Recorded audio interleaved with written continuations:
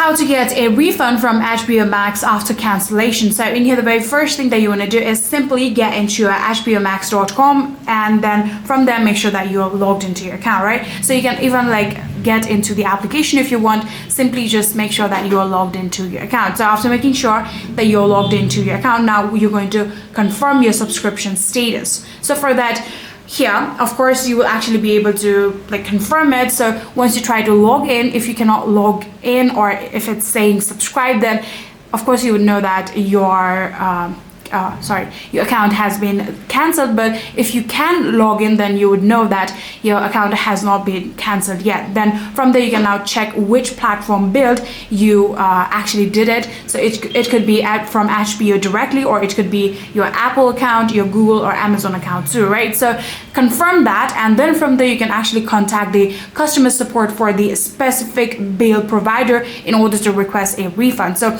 if you have been charged, even though you have canceled it, then of course you need to contact the customer service, and I'm pretty sure that they will actually be able to help you out in order to get your refund from your HBO Max after cancellation.